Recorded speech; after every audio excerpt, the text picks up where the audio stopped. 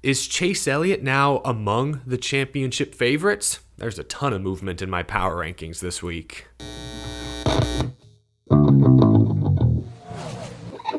How's it going, y'all? My name is Eric. Welcome to Out of the Groove. Hope your week is going well. If you're new to the channel, I encourage you to hit that subscribe button down below so you don't miss out on any great NASCAR content all year long. Before we get to the power rankings and find Chase Elliott's new place in the top 10, the entry lists for this weekend's races at Talladega are out, and a lot of fans noticed that Cody Ware is set to make his first NASCAR Cup Series start since he was suspended nearly a year ago. He was reinstated this past offseason. Cody Ware is expected to drive for Rick Ware Racing in the number 15 Grala. I believe has started every race so far this year in that car. Has an average finish of 27th. He's currently 33rd in driver points. He's had some good moments. I think Rick Ware Racing has clearly closed the gap on the field, at least on the timesheet. But now that they've caught the back of the pack, it's hard to pass the Kaulig guys consistently. It's hard to pass the Spire cars consistently. That's kind of where Rick Ware Racing and Grala have been this season. So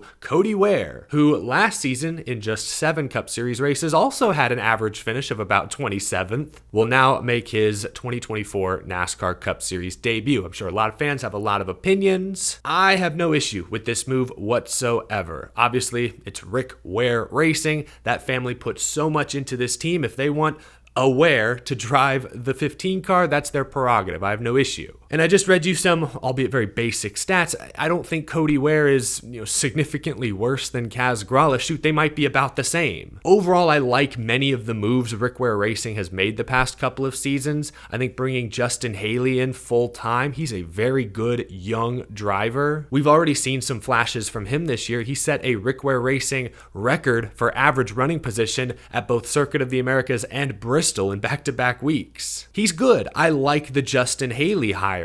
I would like to see maybe some veterans get behind the wheel of the 15. I think back to what Kyle Petty said when he was on our show this past week. There are such things as franchise drivers who aren't just super talented, but also know enough about the cars. They're able to give good insight that makes the entire team better. I think when Rick Ware Racing brought Ryan Newman in for select races in the past. I'm not sure how many of these, franchise type drivers are available who'd be willing to race part-time for Rick Ware, but it would be nice if they were able to find at least a few races for guys like that.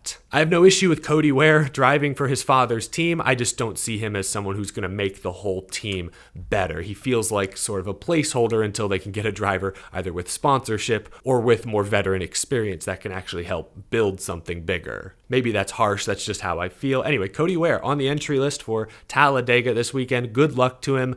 Let's talk Chase Elliott, the man of the hour for basically this entire week. First win in over a year, snapped a 42 race Cup Series winless streak. Like I said Sunday night, this win at Texas didn't come out of nowhere. Chase Elliott has still been very good the past year. And you have to go back even to 2022. He knows this car. He won 5 races in the next gen in 2022, made it to the championship 4. With the win at Texas this past weekend, not only is Chase Elliott locked into the playoffs, he's actually 4th in the regular season standings through the first 9 races. Like I said, despite the lack of wins, he's been very good for a while now. And Chase Elliott talked in the media center after Sunday's race about how important it's been to keep his core group of guys together despite the lack of victories.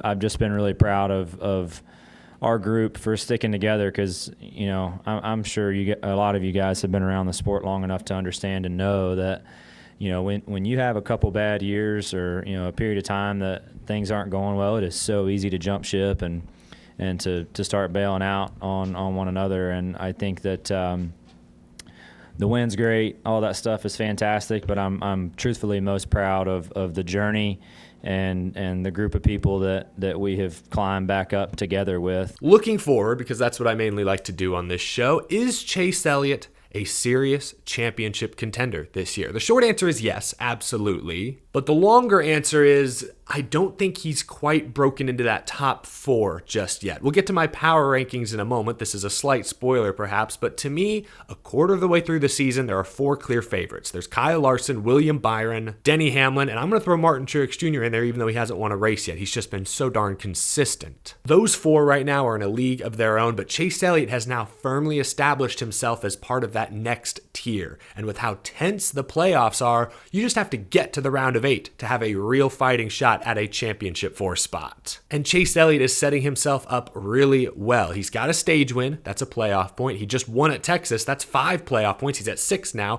And 4th in the regular season standings. If he gets a top 5 points finish after 26 races, that's extra playoff points that will carry him through those first couple of rounds. I don't see Chase Elliott as a championship favorite just yet, but he's in the mix. And in NASCAR, you just got to get to the dance. He is in a very good place to do that right now. Remember, before last season, the injury, the lack of victories, Chase Elliott had made it to 3 straight championship 4s. No driver in the Cup Series has been to the championship 4 as many times as Chase Elliott since 2020. I'm not going to overreact and say Chase Elliott's clearly the championship favorite after just 1 win at Texas, but I'm not going to underreact either and say, oh, that win was a fluke. If Larson doesn't lose a wheel, Elliott's not in the picture. I'm not going to fall on either extreme. I'm going to be very objective here. Chase Elliott is right now clearly one of the 8 fastest overall drivers and teams in the NASCAR Cup Series. He's starting to stack playoff points. I like where he's at in the regular season standings. He'll be in the mix at the end of this season. He'll have as good a shot as nearly anyone at getting to the championship 4 and potentially contending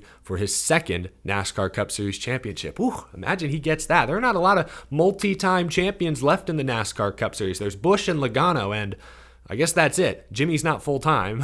Chase Elliott could join a very exclusive list, but there are a lot of drivers. Blaney, Larson, Truex. There are a lot of other really good drivers that could also join that exclusive list this year. The NASCAR Cup Series is very competitive, especially if you drive for a Hendrick Motorsports or Joe Gibbs Racing type team. Let me know what you think of Chase Elliott's championship chances down in the comment section below. Now let's talk bigger picture. Let's get to our weekly power rankings where I rank the 10 fastest overall drivers and teams in the NASCAR Cup Series right now. I gotta mention a couple of names before we get started. Chase Briscoe just scored his 2nd straight top 10 finish. He's cracked the top 12 in points. Keep it up, Briscoe. Might make this list before long. And Bubba Wallace knocking on the door. Really impressive comeback at Texas, finishing 7th despite a late race spin. Good speed from Bubba. But let's get to our actual number 10. I'll move Ross Chastain back into my power rankings after a few weeks away. I know he finished 32nd at Texas, but he was running 2nd on the last lap. Did he get a little tight out of the gas? Did Byron just drive through him? It's still a little murky, but at this point, I guess it doesn't even matter. All that matters is how Ross Chastain responds. 32nd at Texas is not good, but he did win a stage. That's 10 bonus points as well as a playoff point. And he's got some really good tracks coming up. Talladega, obviously, he's a past winner. He's been very good at Dover, very good at Kansas. Good few weeks coming up for Ross Chastain. Look for him to move up into the top 10 in the regular season standings. I'm keeping Ty Gibbs in here at number 9. He still has an average finish of 10.6. He hasn't finished worse than 19th all year. Now, it has been, I think, 4 races since his last top 10, but it still feels like this 54 team could strike any given weekend. Like, they qualified great at Texas, ran well early. Pit road issues cost them their track position. They never fully recovered. Got to clean up those mistakes. I think they will. Ty Gibbs at 9. His Joe Gibbs Racing teammate Christopher Bell clocks in at number 8. Inconsistency continues to hinder this team. They had a tremendous stretch of races there, included that win at Phoenix, but they've also had a 33rd place finish at Vegas, a 35th at Martinsville, and Texas looked like another 30th place day after an early crash. But then this is where that 20 team shined. Despite fairly heavy damage to that 20 car at an aero-dependent track, he stayed on the lead lap almost all day and finished 17th. He did get 9 stage points in the opening stage, so all in all, still a decent points day for Christopher Bell, which is why I'm not docking him too far in my power rankings. Long season to go. They have plenty of time to establish better consistency. Bell's been to back-to-back championship 4s. I still have faith in this team. I hate to drop this guy down my list, but at number 7, I've got Ryan Blaney. It looked like he just got wrecked by Ryan Preece to me. Maybe the 12 checked up a little. It was an awkward stack up. I don't know. But Blaney finished outside the top 30 at Texas. That's not indicative of how he ran. He actually earned, I think, the most stage points of anyone in that race before that incident. So Blaney, to me, still carrying the banner for Ford, but we're 9 weeks into the season and Ford has not gotten to victory lane. That is concerning. I got Blaney at 7. At number 6, I'll go Tyler Reddick. I was torn between Reddick and Blaney. They're basically tied in my eyes. Reddick finished top 5 at Texas, but like I said, Blaney earned more stage points. The tiebreaker to me was that Reddick passed the eye test. He led more laps than Blaney did, and towards the end of this race, drove out to a 6-second lead. If this race ends with a long green flag run, Tyler Reddick probably wins, despite his 2311 pit crew letting him down once again. Reddick was able to overcome that almost instantly. Hamlin got out ahead. No problem. Hard to pass at Texas. Not for Tyler Reddick. Reddick and Blaney are right on top of each other in the points right now. They're right on top of each other in my power rankings as well. All right, I might have given my top 5 away a bit earlier, but at number 5, Chase Elliott. Big win for Chase Elliott, the exclamation point after what's been a pretty impressive few weeks. Top 5s at Richmond and Martinsville built towards this moment. Like I mentioned earlier, Chase Elliott now jumps into the top 5 in the regular season standings. He was good last year, but the last few weeks he's looked great once again. Watch out.